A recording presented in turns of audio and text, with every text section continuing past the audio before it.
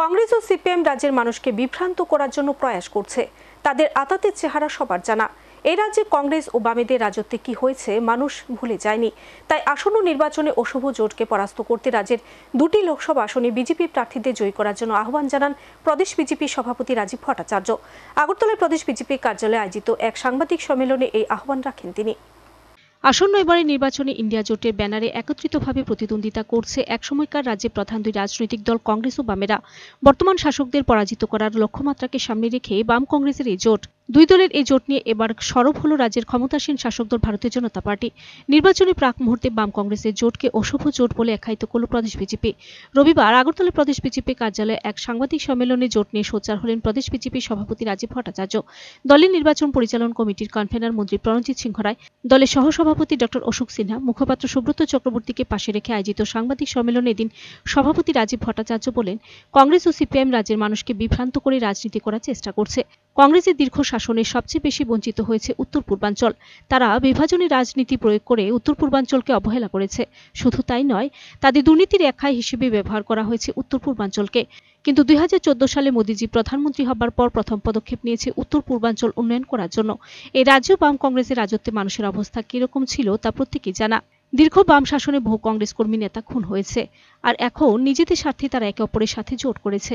ক্ষমতার লোভে এবং রাজনৈতিক অস্তিত্ব রক্ষার তাগিদে কংগ্রেস সিপিএম জোট। এই জোট মানুষের স্বার্থবিরোধী জোট। তাদের এই অশুভ জোট কোনো অবস্থাতে মানুষ মেনে নেবে না। মানুষকে বিভ্রান্ত করার জন্য রাজনীতি করার প্রয়াস করছেন, কারণ তাদের অতীতে তাদের চেহারা যে ছিল সেটা আপনাদের সামনে তুলে ধরেছি। আমার কাছে আরো বহু এভিডেন্স রয়েছে, আমি তুলে ধরবো একে একে করে তাদের সেই নারকীয় যে ঘটনা, সেই ঘটনাগুলি আপনাদের সামনে তুলে ধরবো। আমি আপনাদের কাছে আপনাদের মাধ্যমে সমস্ত রাজ্যবাসীকে আহ্বান করব যে আপনারা জানেন এই রাজ্যের ইতিহাস, যে কংগ্রেসীরা আজকে বিরোধী দল সেই সময় থাকতো, নির্বাচন আসলেই তাদের হঠাৎ করে মনে হতো যে না, ত্রিপুরার যে পরিবর্তন দরকার। মানুষ পরিবর্তনের পক্ষে ছিল, কিন্তু এই কংগ্রেসীরা সিপিএম এর কাছে বিক্রি হয়ে যেত। তাই দিকে দিকে মানুষ কংগ্রেসকে এবং এই কমিউনিস্টদেরকে প্রত্যাখ্যান করে 2018-তে ভারতীয় জনতা পার্টি সরকার এনেছে এবং 2023-এও পুনরায় ভারতীয় জনতা পার্টি সরকারকে ত্রিপুরা রাজ্যে প্রতিষ্ঠা করেছে। এবং সেই প্রতিষ্ঠা লগ্ন থেকে ভারতীয় জনতা পার্টি মানুষের, সমাজের প্রত্যেকটা অংশের মানুষের জন্য কাজ করছে। আর আমি দৃঢ় চিত্তে আপনাদের মাধ্যমে সমস্ত রাজ্যবাসীকে আহ্বান করব যে এই অশুভ আতাত, এই অশুভ যে জোট কংগ্রেস সিপিএম কে, তাদের প্রায়শ্চিত্ত করার সুযোগ দিতে হবে, তাদেরকে প্রায়শ্চিত্ত করতে হবে।